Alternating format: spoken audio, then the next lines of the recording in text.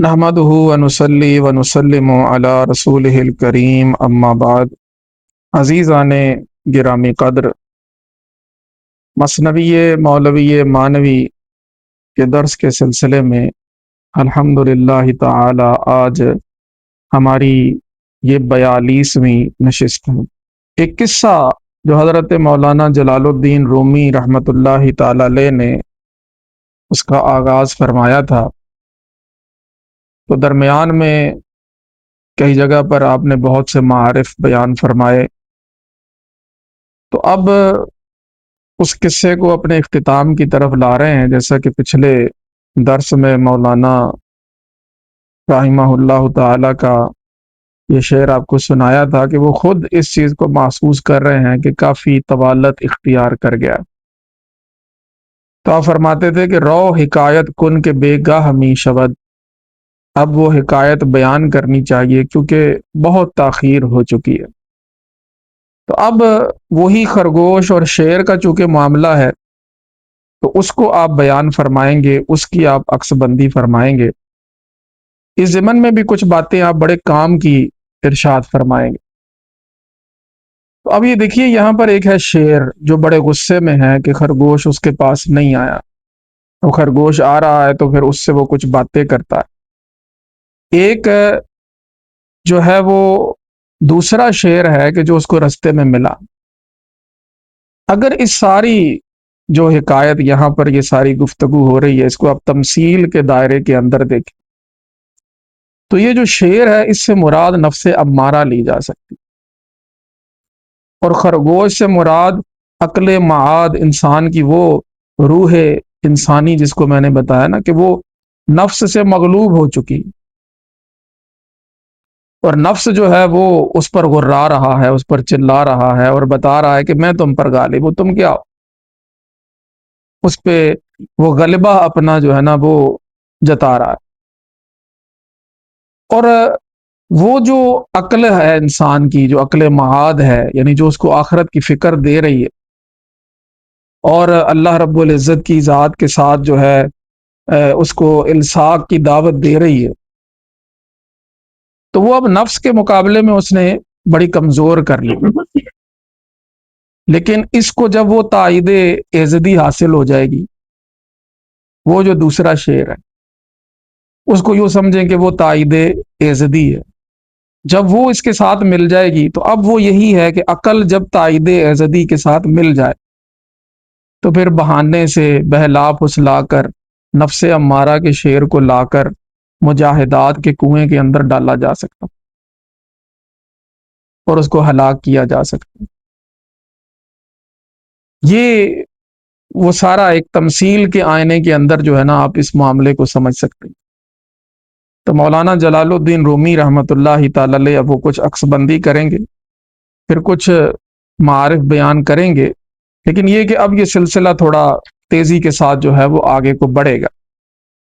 تو یہاں انہوں نے جو ایک عنوان تحریر فرمایا ہے وہ یہ ہے: آمدن خرگوش نزد شیر و خشم شیر بروے۔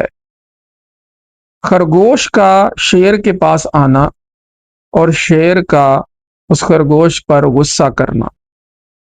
شیر اندر آتش و در خشم و شور، دید کاں خرگوش می آید ز دور۔ اب شیر پہلے تو انتظار کر رہا تھا نا کہ خرگوش آئے گا یا کہ کوئی بھی جانور ادھر سے جو بھیجا ہے وہ آئے گا۔ اب وہ یہ دیکھ رہا تھا، ایک تو وہ خود بڑا غصے میں، اندر آتش و در خشم و شور، یعنی وہ خود بڑے غصے کے اندر ہے، خود بڑے غیظ و غضب کے اندر ہے، تو وہ دیکھ رہا ہے کہ وہ خرگوش جو ہے ایک وہ دور سے آ رہا، لیکن اب اس کا آنا کیسا ہے؟ می دود بے دہشت و گستاخ او، وہ کہتے ہیں نا ایک تو چوری اوپر سے سینہ زوری، ایک تو وہ لیٹ رہا ہے لیکن بے دہشت، کوئی اس کو خوف نہیں، اور ایسے جیسے وہ گستاخ بن کے آ رہا ہے بھی، ادھر اتنا بڑا ایک جنگل کا بادشاہ ہے اور اس کی بارگاہ میں آنا ہے تو اس طرح سے آتے ہیں مٹکتے مٹکتے اور بھاگتے بھاگتے اور بغیر بالکل جیسے کوئی اس چیز کے آثار بھی اس پر نہیں ہیں کہ وہ کچھ غلط کر رہا ہے اور غلط کر کے آیا.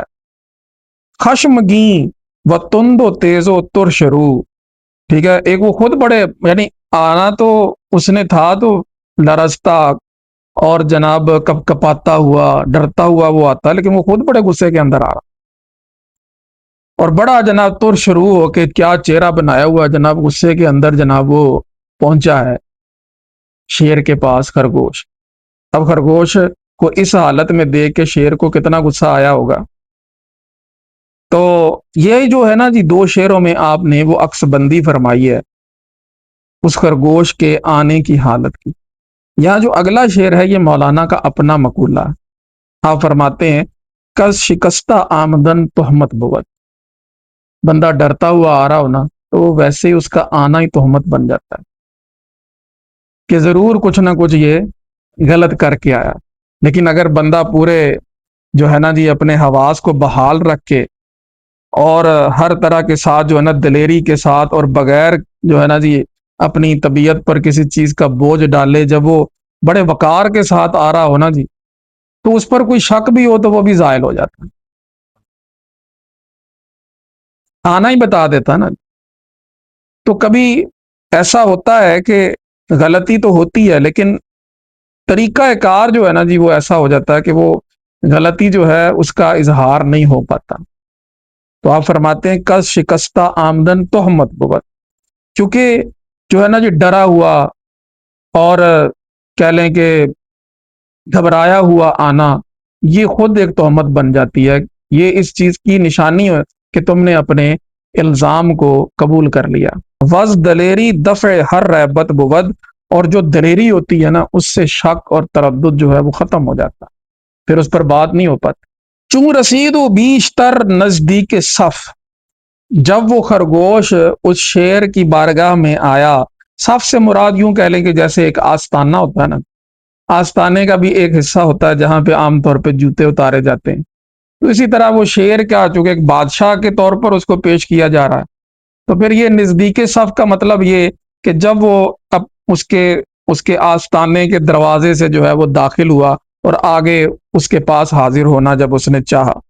چوں رسید بیشتر نزدیک صف، بانگ برزد شیر ہائے اے ناخلف، تو جو شیر تھا اس نے اونچی آواز سے کہا، غرا کر کہا، اے نامراد، اے ناخلف، من کے گاواں راز ہم بدریدہ ام، میں نے تو بڑے بڑے گائے جتنے جو جانور تھے ان کو میں نے چیر پھاڑ دیا.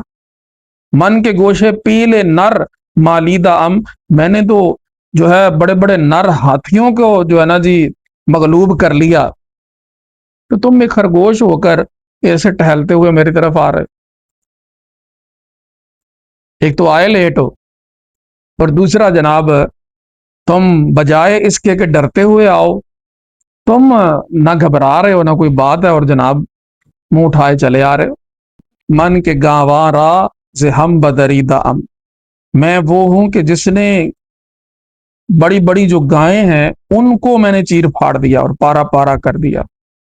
من کے گوشے پیلے نر مالیدہ ام، میں وہ ہوں کہ جس نے پیلے نر یعنی نر ہاتھیوں کے کان مروڑے ہیں، یعنی ان کو میں نے مغلوب کر لیا.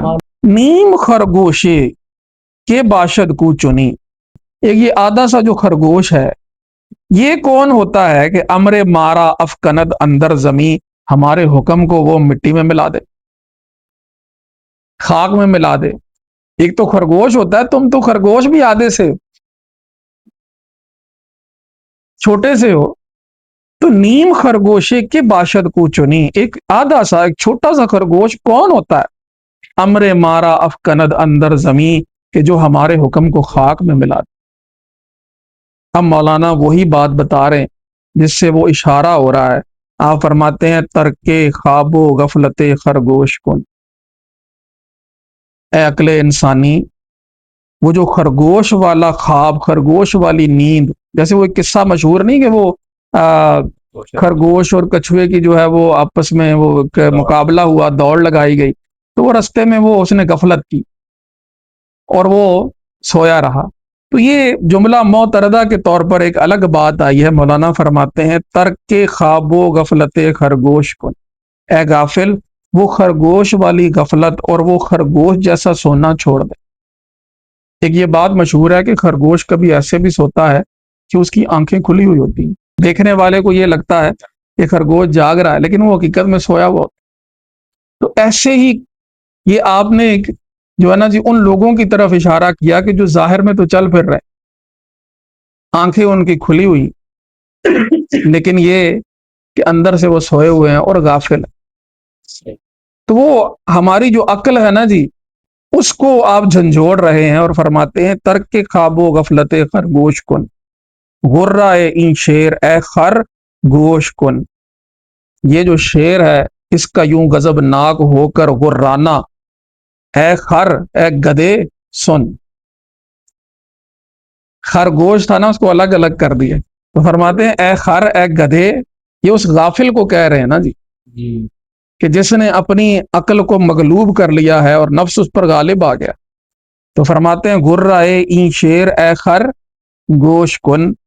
اس شیر کا غرانہ جو نفس تمہارے اوپر غرا رہا ہے اور وہ واویلا کر رہا ہے اور تم پر غضبناک ہو رہا ہے اور اپنی تعلی اور اپنا تم پر جو ہے وہ ایک اپنی دسترس جتا رہا ہے، تو اے گدھے اس کی باتیں تم سنو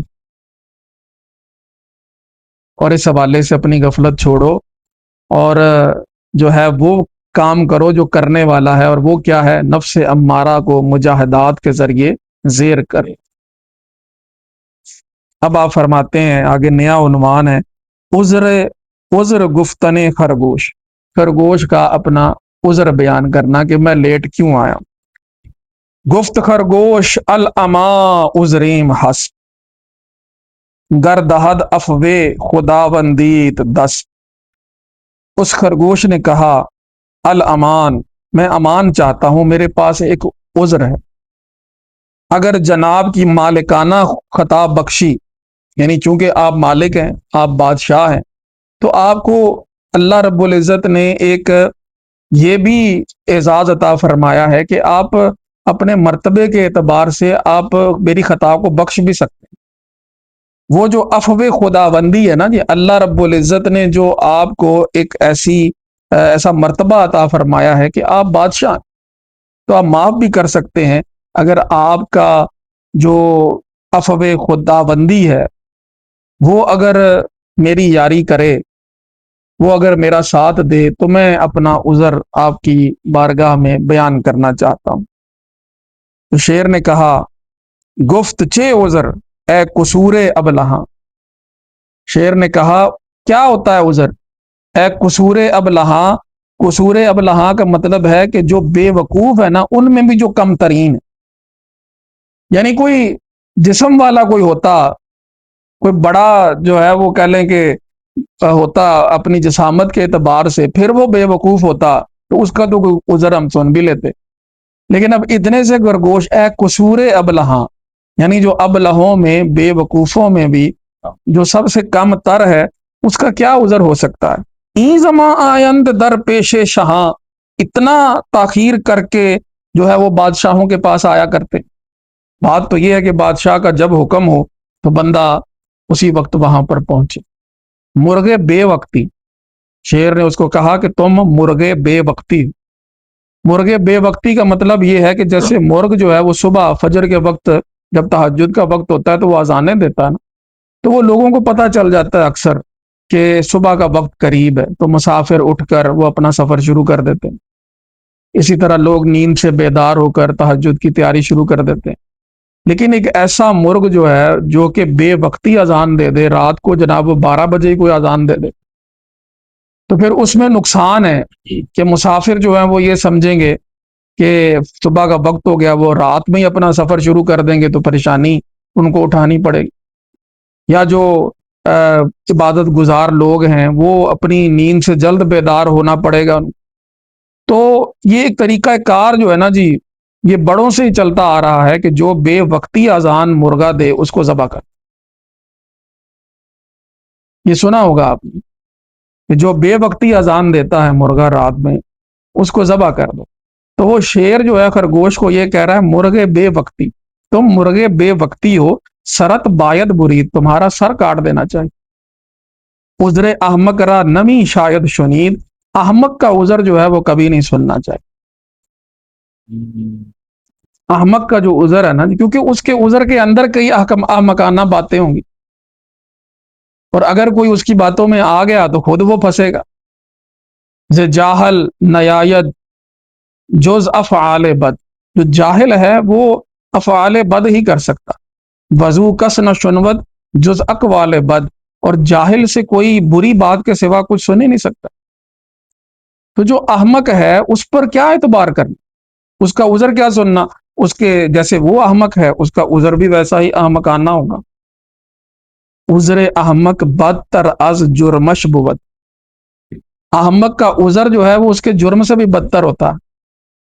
عذر نادان زہر دانش کش بود، نادان کا جو عذر ہے وہ ایسا زہر ہوتا ہے کہ جو عقل کو ہلاک کر دیتا ہے۔ ظاہری بات ہے کہ جاہل ہے تو ایسا عذر گھڑے گا کہ بندے کی عقل بھی حیران رہ جائے گی کہ یہ اس نے بات کی کہاں۔ لہذا فرمایا وہ زہر دانش کش ہے، دانش کش یعنی جو عقل کو قتل کر دینے والا زہر ہے۔ عذر نادان زہر دانش کش بود، نادان کا جو عذر ہوتا ہے وہ زہر دانش کش ہوتا ہے۔ عذرت اے خرگوش از دانش تہی، اے خرگوش تمہارا جو عذر ہے وہ عقل مندی سے بہت دور ہے، خالی، اس میں کوئی ایسی بات نہیں ہو سکتی کہ جو ماننے کے لائق ہو۔ جیسے تم چھوٹے سے ہو احمق، ایسے ہی تمہارا عذر بھی وہ احمقانہ ہوگا۔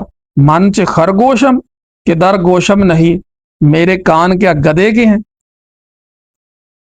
میرے کان کیا گدے کے ہیں کہ تم اب میرے کانوں میں اپنی بات رکھ لو گے اور مجھے تم جو سناؤ گے وہ میں مان لوں گا۔ منچ خرگوشم یعنی اس کو یوں پڑھیں، منچ خرگوشم، یہ نہیں کہ میں خرگوش ہوں کوئی، اس کو یوں زیادہ بہتر ہے کہ منچ خرگوشم، میں کیا گدے کے کان والا ہوں کہ در گوشم نہیں، کہ تم میرے کان میں یہ بات رکھ لو، تم تو گدے ہو، میں تو گدا نہیں، میں تو شیر ہوں۔ گفت اے شاہ نا کسیرا کس شمار، اس نے کہا اے بادشاہ میں جو نا کس ہوں تم مجھے کس شمار کر لو، یعنی میں تو کچھ نہیں، تم مجھے کچھ شمار کر ہی لو۔ عذر استم دیدہ ایرا گوش دار، استم جو ہے یہ ستم ہے، اصل میں الف زائدہ ہے، یعنی میں ایک ظلم دیکھ کے آیا ہوں رستے میں، تو ایک ایسا کہ جس نے ظلم کو دیکھا ہو اس کا عذر تمہیں سن لینا چاہیے۔ میں آ رہا تھا تو مجھ پہ راستے میں بڑا ایک ظلم ہو گیا، تو عذر استم دیدہ ایرا گوش دار، ایک ایسا کہ جس نے ظلم کو دیکھا ہو تو اس کا پھر عذر جو ہے وہ تم کو سن لینا چاہیے۔ اگرچہ تم کہہ رہے ہو کہ میں بہت چھوٹا ہوں، اگرچہ تم کہہ رہے ہو کہ میں احمق ہوں، اگر تم مجھے جاہل کہو جو بھی کہو، لیکن تم یہ سمجھو کہ کسی ناکس کو کس شمار کرنا، وہ کیوں؟ آگے پھر مولانا بڑی پتے کی بات فرماتے ہیں خاصا از بہرے زکات جاہ خود، خاص کر اپنے مرتبے کی زکوٰۃ کے اعتبار سے۔ جو بڑے ہوتے ہیں نا جی، تو یہ کہا جاتا ہے کہ بڑے مرتبے والوں کے مرتبے کی بھی زکوٰۃ ہوتی ہے، وہ یہ ہوتی ہے کہ وہ چھوٹے مرتبے والے ہیں نا جی، ان کو وہ معاف کر، ان کو کوئی اہمیت دیں، یہ ان کے مرتبے کی زکوٰۃ ہو، ان کی بات سن لیں۔ جو بڑے ہوتے ہیں نا جی، ان کو اپنے مرتبے کی بھی زکوٰۃ ادا کرنی چاہیے کہ مجھے اللہ تعالیٰ نے یہ بنایا، بدیرا بدی سہل باشد جزا، اگر مردی فاحسن الی من اسا، برائی کا بدلہ برائی سے دینا بڑا آسان ہوتا ہے، لیکن اگر تم جواں مرد ہو تو پھر جس نے تمہارے ساتھ برا کیا ہے تم اس کے ساتھ اچھا کرو۔ تمہیں یہ نہیں دیکھنا کہ وہ کون، تمہیں یہ دیکھنا ہے کہ میں کون۔ جیسے خوشبو ہوتی ہے نا، وہ جس کے ہاتھ میں بھی رکھیں وہ خوشبو ہی دیتی ہے، وہ یہ نہیں دیکھتی کہ مجھے کس کے ہاتھ پہ رکھا گیا ہے، ٹھیک ہے نا، کسی ظالم کے ہاتھ پہ رکھا ہے یا کسی مظلوم کے ہاتھ پہ رکھا ہے، وہ یہ دیکھتی ہے کہ میں خوشبو ہوں، وہ اپنا وہ کام کرتی۔ تو فرمایا خاصا از بہر زکات جاہ خود، خاص کر اپنے مرتبے کی زکوٰۃ ادا کرنے کے لیے گم رہے را تو مرا از راہ خود، میں تو پہلے ہی گمراہ، میں نے مان لیا، لیکن تو مجھے اپنے راستے سے تو نہ ہٹا، تو مجھے اپنے راستے سے تو نہ ہٹا۔ اب میں تمہارے پاس آیا ہوں، ایک اپیل لے کے آیا ہوں، ایک اپنا عذر بیان کرنا چاہتا ہوں، تو تم تو جنگل کے بادشاہ ہو، تو اپنے مرتبے کی ہی زکوٰۃ ادا کر لو، تو میری بات سن لو، سمجھ لو میں گمراہ ہوں، لیکن میں اب چونکہ تمہارے پاس آ گیا ہوں، اب اپنے راستے سے تو مجھے نہ ہٹاؤ۔ پھر آگے میں مولانا ایک مثال بھی اس کی دیتے ہیں، فرماتے ہیں ایک سمندر ہوتا ہے نا بہت بڑا، اس کا مرتبہ بہت بڑا ہوتا ہے، اس نے کئی نہروں کو خدریاؤں کو سیراب کرنا ہوتا ہے، یہ اس کا مرتبہ ہے، لیکن اپنے اس مرتبے اور مقام کو ملاحظہ کرتے ہوئے وہ خس و خاشاک کو، تنکوں کو بھی اپنے سر پر اٹھائے پھر رہا ہوتا ہے۔ ان تنکوں کو اٹھانے سے اس کے مرتبے میں کوئی کمی ہوتی؟ وہ تو سمندر کا سمندر ہی رہتا ہے، لیکن وہ کیا سوچتا ہے؟ وہ یہ سوچتا ہے کہ میں سمندر ہوں، اس لیے وہ تنکوں کا بوجھ جو ہے نا وہ بھی اپنے سر پر اٹھائے پھرتا ہے، لیکن اپنا کام کر رہا، تو یہ گویا وہ اپنے ایک مرتبے کی زکوٰۃ ادا کرتا ہے۔ جس نے اتنے بڑے بڑے جہازوں کو اٹھانا ہے، ٹنوں منوں وزنی جو ہے جناب جہاز ایک طرف سے دوسری طرف کرنے، تو جب ایک تنکا اس کے پاس آ جاتا ہے تو کیا وہ اس کو پھینک دیتا؟ وہ اس کو بھی اپنے سر پہ اٹھاتا اور اس کو بھی لے کے چل پڑتا۔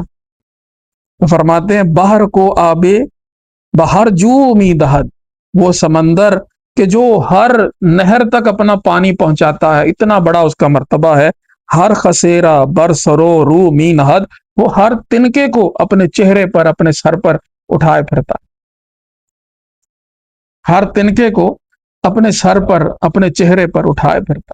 ہمارے ہاں معاملہ کیا ہے، جب مرتبہ بڑھ جاتا ہے تو لوگ دوسروں کو سمجھتے ہی کچھ نہیں۔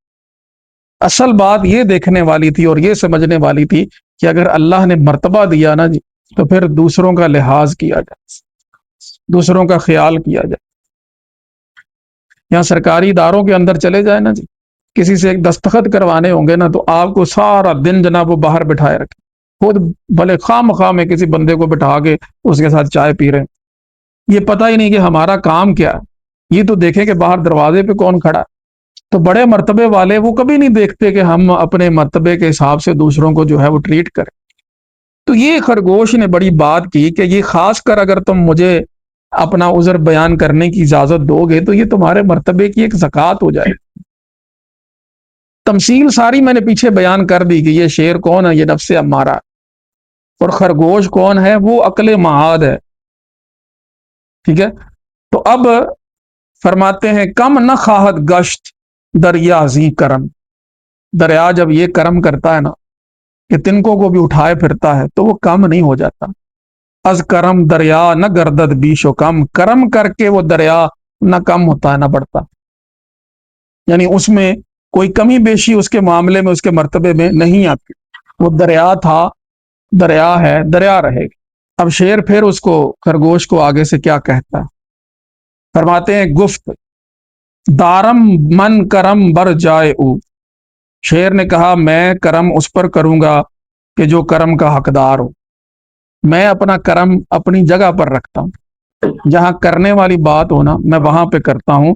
جامع ہر کس برم بالائے او، میں ہر کسی کے قد و کاٹ کو مد نظر رکھ کے اس کا لباس کاٹتا ہوں، یعنی جتنا کسی کا مرتبہ ہو اس کے اعتبار سے بات کرنی چاہیے نا جی۔ تو میں کرم ضرور کرتا ہوں، لیکن تم تو بالکل ہی چھوٹے سے ہو، تم پہ کیا کرم کروں میں۔ گفت دارم من کرم بر جائے، کیونکہ حقدار کو اس کا حق دینا چاہیے نا، یہ دیکھنا ہے کہ وہ کس چیز کا مستحق ہے۔ کوئی مستحق اس چیز کا ہو کہ جو ہے وہ اس کے کان مروڑے جائیں اور ہم اس کو چائے پلا رہے ہوں، تو یہ بات جو ہے نا وہ سجتی ہی نہیں۔ جیسے وہ اعلیٰ حضرت فرماتے ہیں نا کہ کام زندہ کے کیے اور ہمیں شوق گلزار ہے، کیا ہونا؟ کام وہ ہے کہ ہمیں جیل میں ڈال دیا جائے، اور شوق ہمیں کیا ہے کہ ہمیں جنت ملے، کیا ہونا؟ تو شیر نے آگے سے یہی جواب دیا کہ آگے کوئی کرم کا حقدار ہو تو اس پہ کرم کرو، تم تو پہلے ہی اتنا لیٹ آئے ہو تو کرم اب تم پہ میں کیا کروں؟ نہ ہر کس سزاوار باشد بمال، شیخ سعدی فرماتے ہیں کہ ہر کوئی جو ہے وہ مال کا حقدار نہیں ہوتا، کسے مال خواہد کسے گوش مال، گوشمال کہتے ہیں کان مروڑنے کو، جیسے وہ گوشمالیدن آیا نا سزا کا، اس کو بھی سزا کہتے ہیں۔ کوئی مال کا حقدار ہوتا ہے، کوئی سزا کا حقدار ہوتا ہے۔ ہر ایک کو یہ نہیں ہے کہ وہ آئے تو جناب اس کو آپ تحفے تحائف دے دیں۔ فرماتے ہیں حضرت شیخ سعدی، چو گربا نوازی کبوتر خورد، جب تم لومڑی کو پالو گے نا تو وہ تمہارے کبوتر کھا جائے۔ جب تم لومڑی کو پالو گے تو وہ تمہارے کبوتر کھا جائے گی۔ چو فربا کنی گرگ یوسف درد، جب تم ایک بھیڑیے کو موٹا تازہ کرو گے تو تمہارے پاس جو یوسف ہے نا وہ اس کو چیر پھاڑ دے۔ وہ کہتے نہیں کہ سانپوں کو دودھ پلانا، کہ دودھ پلایا اس کو لیکن وہ اپنی جو ہے وہ خصلت پر ہی رہتا ہے، جتنا مرضی ان کو دودھ پلا لے۔ تو یہ حضرت شیخ سعدی کے اشعار تھے جو میں نے آپ کو سنائے، کہ فرمایا کہ ہر کوئی جو ہے وہ مال کا تحفے تحائف کا لائق نہیں ہوتا۔ کچھ ایسے بھی ہوتے ہیں کہ جن کو سزا دینی چاہیے۔ اگر تم جو ہے وہ لومڑی کو پالو گے تو تمہارے کبوتر کھا جائے، اور اگر تم اپنے گھر میں ایک گرگ کو، ایک بھیڑیے کو جو ہے نا تم فربا کر لو گے تو یوسف درد، وہ یوسف کو چیر پھاڑ دے۔ اللہ اکبر۔ حضرت شیخ سعدی علیہ رحمہ کے تجربات بھی بڑے زبردست، بڑی باتیں ہیں ان کی بھی۔ تو کہتے ہیں کہ حقدار کے اوپر ہی جو ہے نا جی بندے کو کوشش کرنی چاہیے۔ وہ ایک بادشاہ تھا، انہوں نے ایک واقعہ ذکر کیا کہ ڈاکوؤں کا ایک گروہ پکڑا گیا، تو بادشاہ نے کہا کہ ان سب کے سر اتار دو۔ تو ان ڈاکوؤں کے درمیان وہ ایک ڈاکو کا نا ایک بچہ تھا، بڑا خوبصورت چھوٹا سا، وہ بھی ساتھ پکڑا گیا تھا۔ تو ایک وزیر جو تھا نا اس کو اس پہ بڑا ترس آیا، اس نے کہا بھی چلو یہ باقیوں نے تو ساری غلطیاں کی ہیں، ان کے سر کاٹ دو، لیکن یہ جو اس کا بچہ ہے ایک، یہ مجھے دے دو، اس کا سر نہ کاٹو، اس کی اچھی تربیت کریں گے اور یہ سدھر جائے۔ بادشاہ نے کہا کہ یہ ڈاکو کا بچہ ہے، اس نے بڑے ہو کے ڈاکو ہی بننا۔ اس نے کہا کہ نہیں، تعلیم تربیت جو ہے نا جی وہ کام کرتی ہے۔ بادشاہ نے وزیر کی بات مان لی اور وہ بچہ جو ہے وہ اس کے حوالے کر، وزیر نے اس کی تعلیم تربیت کا بڑا اہتمام کیا، اچھے استاد رکھ دیے، کرتے کراتے وہ بڑا ہوتا گیا۔ اور وزیر تو اس حوالے سے مطمئن تھا، لیکن اب وہ جو ایک ہوتا ہے نا کہ طبیعتوں کے اندر ایک چیز آ جاتی، وہ چل گیا سلسلہ۔ وہ جناب کسی ڈاکوؤں کے گروہ کے ساتھ مل گیا، ایک رات اس نے وزیر کے گھر میں ڈاکہ مارا، سارا جناب مال اسباب جو ہے وہ اس نے لوٹ لیا، وزیر کو، اس کے گھر والوں کو، سبھی کو قتل کر دیا۔ اور حضرت شیخ سعدی فرماتے ہیں کہ پہاڑ پر اس جگہ پر جا کے بیٹھا جہاں پہ کبھی اس کا باپ بیٹھا کرتا۔ تو آپ فرماتے ہیں کہ گرگ زادہ آخر گرگ شبد، گرچہ با آدمی بزرگ شبد، بھیڑیے کا بچہ بھیڑیا ہی ہوتا ہے، اگرچہ وہ لوگوں کے ساتھ، آدمیوں کے ساتھ رہتے ہوئے بزرگ ہو جائے۔ تو یہی وہ بات ہے کہ جو انہوں نے کی۔ وہ شعر کہتا ہے کہ گفت دارم من کرم بر جائے او، میں کرم وہاں پہ کرتا ہوں جہاں پہ کرم کرنے کا حق بنتا ہوں۔ جامع ہر کس برم بالائے او، میں ہر کسی کا جو لباس ہے نا اس کے قد کے مطابق سیتا ہوں۔ گفت بشنو گر نہ باشد جائے لطف، اس نے کہا خرگوش نے منت سماجت۔ دیکھیں یہ وہ بتا رہے ہیں کہ عقل کو کبھی بھی اپنی ہمت جو ہے نا وہ نہیں چھوڑنی چاہیے، کوئی نہ کوئی بہلانا پھسلانا نفس امارہ کو یہ کرنا پڑے گا تاکہ وہ قابو میں آئے۔ وہ بہت ہیلے بہانے کرے گا، بہت طریقے کی مکاریاں کرے گا، کسی صورت وہ قابو میں آنے والا نہیں۔ ان النفس لامارۃ بالسوء، اس کا کام ہی ہے کہ برائی کا حکم کرنا، تو اس نے برا ہی رہنا۔ لیکن یہ کہ عقل جو ہے اس کو چاہیے کہ ہمت نہ ہارے۔ تو وہ خرگوش کیا کہہ رہا ہے؟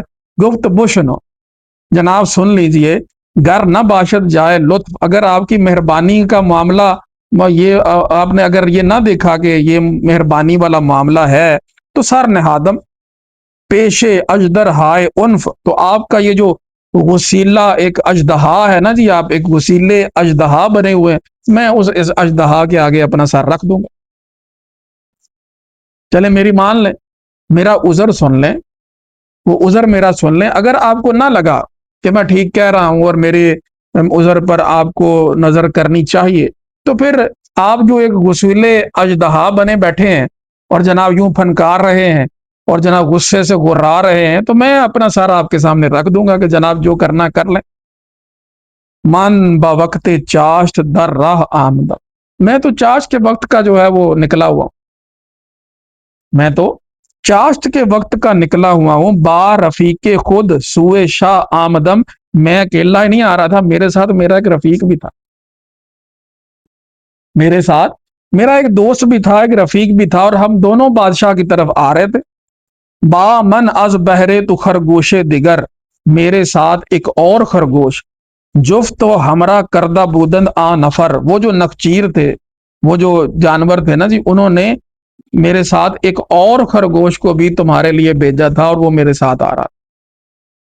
انہوں نے کہا تھا کہ تم دونوں جاؤ، تو وہ بھی میرے ساتھ آ رہا تھا، میں اکیلا نہیں آ رہا تھا۔ ہم تو نکلے ہوئے ہیں چاش کے وقت کے، لیکن راستے میں ایک ہمارے ساتھ معاملہ ہو گیا، تو فرمایا با من از بہرے تو خرگوش دیگر، میرے ساتھ تمہارے لیے ایک اور خرگوش جو ہے وہ دوسرے جو جانور ہیں انہوں نے ایک ملا دیا تھا اور میرے ہمراہ کر دیا تھا، تو وہ بھی میرے ساتھ آ رہا تھا۔ شیر اندر راہ کس دے بندہ کر، ایک شیر نے راستے میں جو ہے نا جی ہماری جان کو آ لیا، ہم جو آپ کے غلام ہیں، تو ایک شیر نے جناب ہم پہ راستے ہمارا روک لیا، کس دے ہر دو ہم رہے آئندہ کرد، ہم جو دونوں اکٹھے آ رہے تھے تو وہ ہمارے پیچھے ہو گیا اور اس نے ہم کو پکڑ لیا۔ گفتمش، میں نے اس شیر کو کہا، یہ کون سا شیر ہے؟ تائید ایزدی ہے، ٹھیک ہے نا؟ وہ کیا کہتا ہے خرگوش کہ میں نے اس شیر کو کہا، ماں بندہ شاہن شہیم، ہم تو ایک شہنشاہ، ایک بادشاہ جو شیر ہے، ہم اس کے غلام ہیں۔ خواجہ تاشانے کہے آن در گہیم، ٹھیک ہے نا؟ کہ کا مطلب ہے یعنی خس و خاشاک، کم مرتبہ، اور خواجہ تاش کہتے ہیں نوکر کو، خادم کو۔ کہا کہ بھی ہم، میں نے اس کو یہ کہا کہ ہم ایک شیر کی درگاہ کے کم مرتبہ نوکر اور خادم۔ گفتمش ما بندہ شاہن شہیم، میں نے اس کو یہ کہا کہ ہم ایک شہنشاہ کے غلام ہیں اور اس شہنشاہ کی درگاہ کے کم مرتبہ نوکر اور خادم۔ گفت، اب اس شیر نے آگے سے کیا جواب دیا؟ شاہنشاہ کے باشد، بادشاہ کون ہوتا؟ اس نے کہا کون بادشاہ؟ شرمدار، شرم کرو، پیش من تو یاد ہر ناقص معیار، میرے سامنے ہر کمینے کی بات نہ کرو۔ ظاہری بات ہے کہ وہ کچھ بھی ہو جائے، تائید ایزدی کے آگے تو کچھ بھی نہیں۔ تو اس نے کیا کہا اس شیر نے؟ اس نے کہا بادشاہ کیا ہوتا، میرے آگے کیوں ہر کسی کمینے کی بات کر رہے؟ ناقص کا مطلب کیا ہے؟ کمینہ، گھٹیا، پیش من تو یاد ہر ناقص معیار۔ اب اس کو غصہ بھی دلا دیا، اس کے سامنے بتا دیا کہ تو گھٹیا، تو کمینہ، ٹھیک ہے نا؟ یہ بھی بات اس کے ساتھ کر دی۔ ہم تورا و ہم شہترا بردرم، اس نے کہا کہ تم کو بھی اور تمہارے اس بادشاہ کو بھی میں چیر پھاڑ دوں گا۔ وہ شیر جو رستے میں تھا اس نے کہا ہم تورا و ہم شہترا بردرم، تم کو بھی اور تمہارے بادشاہ کو بھی میں چیر پھاڑ دوں گا۔ گر تو با یارت بگردید از درم، اگر تم اپنے اس یار کو لے کے میرے در سے ہٹے، اگر تم یہاں سے گئے نا تو میں پیچھے ہی آ رہا ہوں، میں تم کو بھی چیر پھاڑ دوں گا دونوں کو، اور تمہارے اس سو کالڈ بادشاہ کو، اس کو بھی میں چیر پھاڑ دوں گا۔ میرے آگے جو ہے وہ کون بادشاہ؟ میرے ہوتے ہوئے میرے آگے تم گھٹیا اور کمینے جو ہے ان کا تم ذکر کر رہے۔ کہا ہم تو رہا و ہم شہترا بردرم، تم کو بھی اور تمہارے اس بادشاہ کو بھی میں چیر پھاڑ دوں گا۔ گر تو با یارت، اگر تم اپنے اس یار کے ساتھ جو تمہارے ساتھ آیا ہے، اگر تم اس کو لے کے بگردید از درم، میرے در سے پھرے۔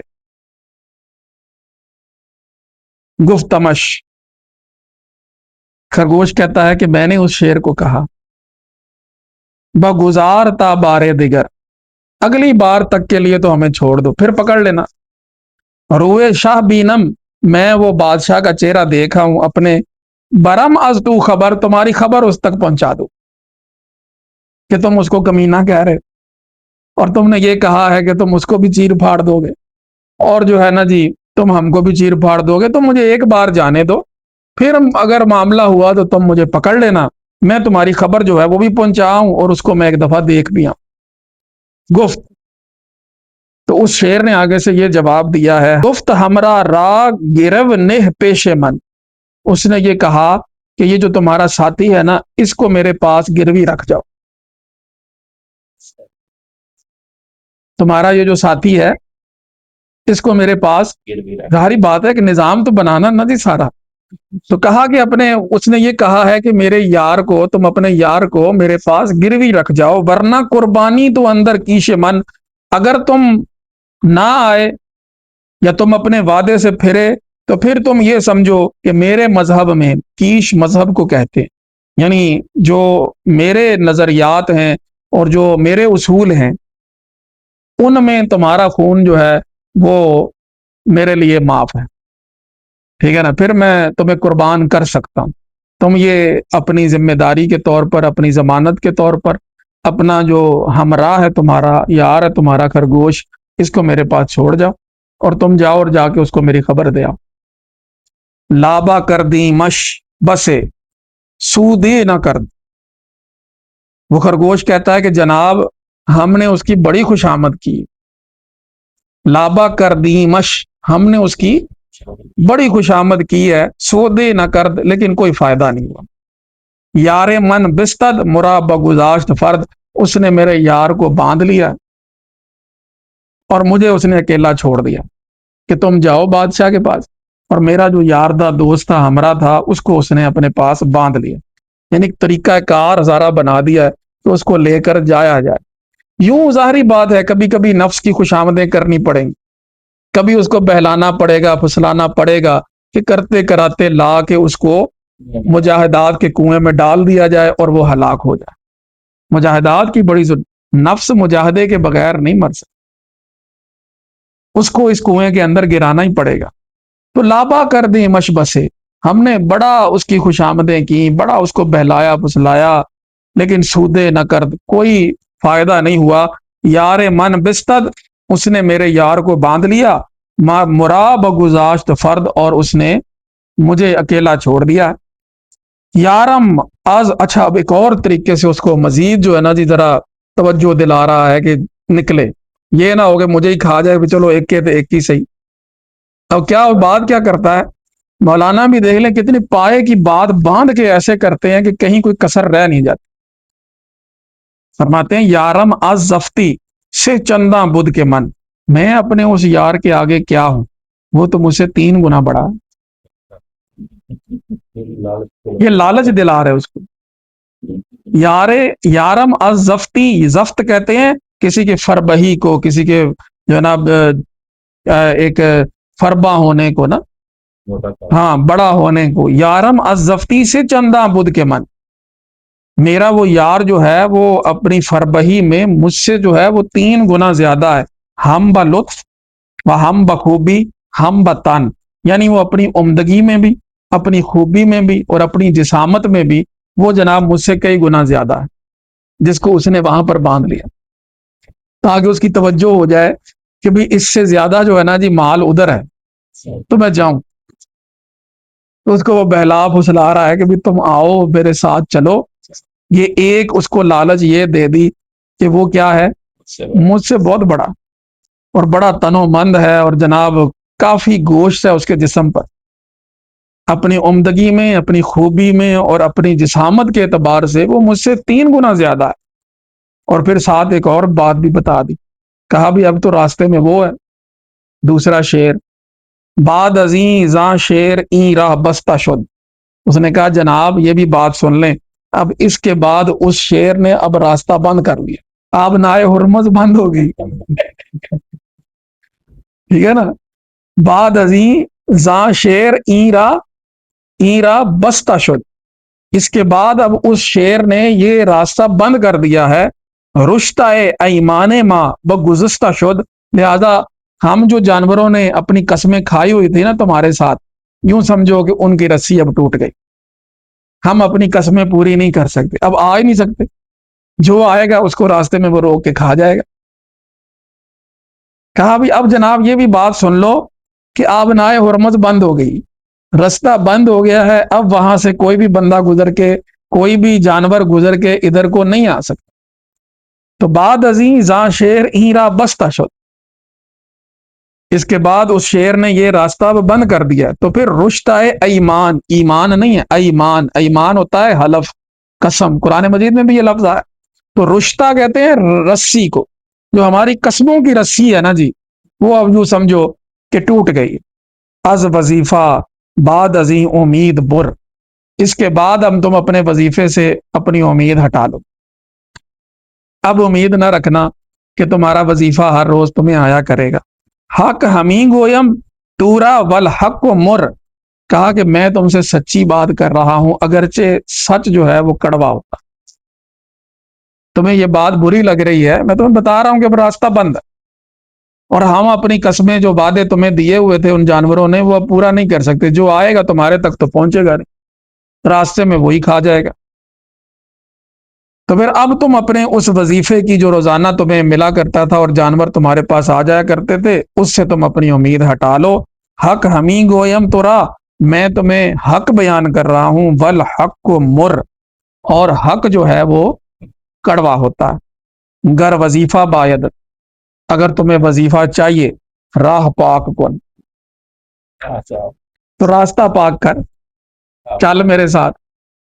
وہ جو کہلے شیر راستے میں بیٹھا ہے، اب اس کو راستے سے ہٹانا ضروری ہو گیا۔ گر وظیفہ بایدت راہ پاک کن، اگر تمہیں وظیفہ چاہیے ہر روز تو اس راستے کو پاک کر، ہی بیاں، ابھی یہ چل میرے ساتھ۔ مدفع عام بے باک کن، اور اس گستاخ کو راستے سے ہٹا دے، اس کا دفیہ کر دے، اس بے باک کو راستے سے دور کر دے، ابھی تم میرے ساتھ چلو۔ تو یہ وہ ساری گفتگو تھی اس خرگوش کی، جو کہ بالکل جناب تسلی کے ساتھ آیا ہے شیر کے پاس، اور شیر اس پر گرایا ہے، اور پھر بھی اس نے کمال کی خوشامد اس کی کر کے اور ساری باتیں بیان کر کے اس کو بہلا پسلا کے اس راستے پہ ڈال دینا ہے۔ تو آگے انشاءاللہ جواب گفتن شیر خرگوش را و روان شدن باؤ، شیر کا خرگوش کو جواب دینا اور پھر اس کے ساتھ چل پڑنا، اس حوالے سے گفتگو مولانا فرمائیں گے۔ اللہ رب العزت ہم سب کو حقیقت شناس بنائے، اور نفس امارہ کی جو چالیں ہیں، اللہ رب العزت ہم سب کو ان سے آگاہی عطا فرمائے۔ وآخر دعوانا الحمد للہ رب العالمین۔